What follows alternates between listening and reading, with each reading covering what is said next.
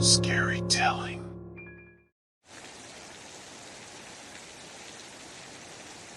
I woke up to scratching sounds in the walls. At first, I tried to ignore it, assuming it was just the wind or some other harmless noise. But as the scratching grew louder and more persistent, I knew something was wrong. It sounded like something was trying to claw its way through the drywall. I got out of bed and walked over to the wall. As I approached, the scratching grew louder and more frantic, as though whatever was making the noise could sense my presence. I put my ear to the wall and listened carefully. I could hear tiny feet scurrying around and the unmistakable sound of gnawing teeth. I knew then that I had a problem. Mice. They were everywhere in my apartment, and I had no idea how to get rid of them. I searched the apartment, looking for any signs of a nest or any other clues as to how the mice were getting in. But there was nothing. It was as though they had just appeared out of nowhere. Over the next few days, the scratching grew louder and more persistent. I tried everything to get rid of the mice. I set traps. I cleaned the apartment from top to bottom. I even tried playing loud music to drive them away. But nothing worked. The mice were too clever and too determined. As the days turned into weeks, I started to feel trapped in my own apartment. I couldn't sleep at night, constantly listening to the scratching and gnawing sounds coming from the walls. I stopped inviting friends over, afraid they would see the mice and judge me for being a terrible housekeeper. And worst of all, I started to feel like the mice were watching me. I would catch glimpses of them out of the corner of my eye, darting across the floor or hiding behind the furniture. It was as though they were taunting me, mocking me for my inability to get rid of them. I started to develop a fear and loathing of the mice. They were disgusting, disease-bearing creatures, and I couldn't stand the thought of them being in my apartment. But no matter how hard I tried, I couldn't get rid of them. Eventually, I realized that I was in over my head. I needed professional help. I called the building's maintenance department and begged them to come and take care of the mouse problem. It took them a few days to get to me, but when they did, it was like a miracle. The maintenance man was a gruff, no-nonsense type who didn't seem to be bothered by the mice at all. He set to work immediately, inspecting every inch of my apartment and laying down traps and poison. He was in and out of my apartment in a matter of hours, leaving me with a feeling of relief and gratitude that I had never experienced before. But as the days passed, I realized that the maintenance man's work had only been a temporary fix. The mice were still there, lurking in the walls and under the furniture. And I knew that as long as I lived in that apartment, they would always be there, waiting and watching. The scratching in the walls never stopped. If anything, it only grew louder and more persistent after the maintenance man's visit. The mice seemed to have become even more numerous, as though they were multiplying at an alarming rate. I tried to ignore them, to go about my life as though they weren't there. But it was impossible. Everywhere I looked, I saw signs of their presence. The tiny black droppings that littered the floors and the countertops. The chewed-up corners of my books and magazines. The rustling sounds that came from the walls, like the pattering of tiny feet. And then there were the sightings. I would catch glimpses of the mice out of the corner of my eye, darting across the floor or scurrying up the walls. They were everywhere, and I couldn't escape them. The worst part was the biting. The mice seemed to have no fear of humans, and they would often crawl onto my bed at night and bite me as I slept. I would wake up with tiny red welts on my skin, the result of their sharp little teeth. It was as though they were trying to communicate something to me, to warn me of something I couldn't understand. I started to feel like I was losing my mind. I would hear scratching sounds in my head even when there were no mice around. I became paranoid, imagining that they were following me wherever I went, waiting for their chance to pounce. I tried to fight back. I set more traps, laid down more poison, and even got a cat to try and scare them away. but nothing worked. The mice were too clever and too determined. And then one night, things took a turn for the worse. I woke up to find a mouse crawling on my face, its tiny claws scratching at my skin. I screamed and flailed, trying to knock it off, but it held on tightly, biting at my nose and cheeks. I managed to throw it off eventually, but by then it was too late. The other mice had heard my screams, and they came running.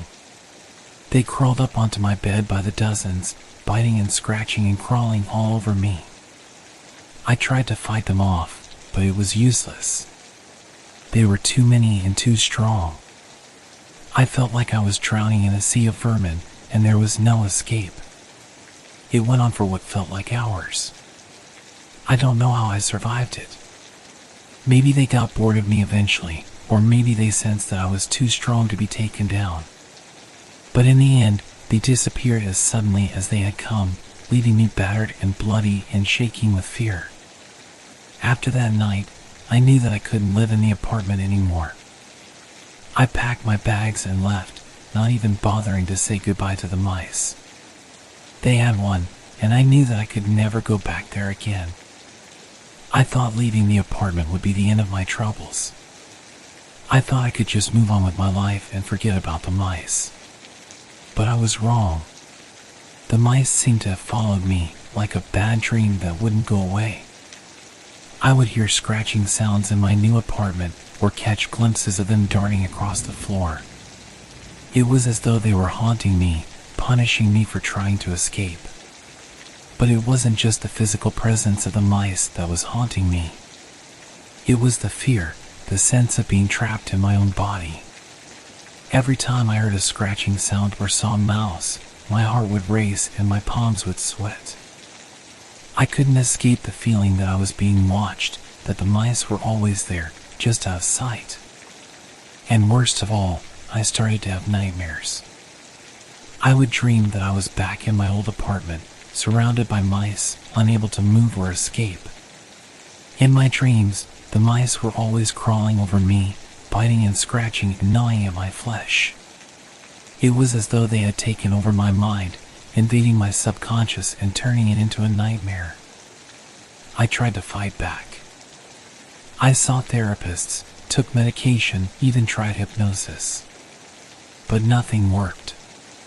The mice were too strong, too persistent. They had taken over my life, and there was no escape. And then one day, I woke up to find a mouse staring at me from the foot of my bed. It was the same one that had crawled onto my face that night in my old apartment. I could see the intelligence in its beady little eyes, the sense of purpose that seemed to emanate from its tiny body. I knew then that I was trapped. The mice had taken over my mind, and there was no escape. I tried to fight them off, to claw my way out of the prison they had built for me. But it was useless. They were too strong, too clever. In the end, I realized that I had to accept my fate. I had to embrace the mice, to let them become a part of me. I knew that it would be painful, that there would be nights when I would scream and cry and feel like giving up. But I also knew that it was the only way to survive. So I let the mice crawl over me, let them bite and scratch and gnaw at my flesh. I let them become a part of me, a part of my body and my mind. And in doing so, I found a strange sense of peace, a sense of acceptance that I had never known before. I don't know what the future holds for me. Maybe one day the mice will leave me alone, or maybe they will consume me completely, turning me into one of their own. But for now, I am at peace. I am trapped, but I am also free. It had been months since I had seen the mice. I thought that maybe I had finally rid myself of them, that they had moved on to some other unsuspecting victim. But then, one night, I heard the familiar scratching sounds in the walls. It was as though they had never left. I knew then that I couldn't go through it all again. I couldn't let the mice take over my life, couldn't let them become a part of me. I had to fight back, no matter what it took. I called the building's maintenance department again, but this time I was more insistent. I demanded that they send someone over immediately, that they do whatever it took to get rid of the mice once and for all. And to my surprise, they did. They sent over a team of exterminators armed with all sorts of high-tech gadgets and chemicals. They were like soldiers, ready to do battle with the mice. I watched from a safe distance as they set to work, sealing up holes and laying down traps and poison. It was like watching a scene from a movie, with the exterminators moving in perfect unison and the mice scurrying away in fear. But the battle was far from over. The mice fought back with all their might, gnawing through traps and dodging poison. They seemed to be getting smarter, more resilient. And then, in the middle of the night, I heard a sound that made my blood run cold. It was a scratching sound, but it was coming from inside my bedroom. I cautiously opened the door, holding my breath as I peered into the darkness. And there, on my bed, was a mouse. But it was no ordinary mouse. It was huge, at least twice the size of a normal mouse, with beady black eyes that seemed to glow in the darkness. I tried to back away, to flee the room and call for help. But it was too late. The mouse leapt at me, its teeth bared and its claws extended. I screamed and tried to fight it off, but it was too strong. And then, just as suddenly as it had appeared, the mouse was gone.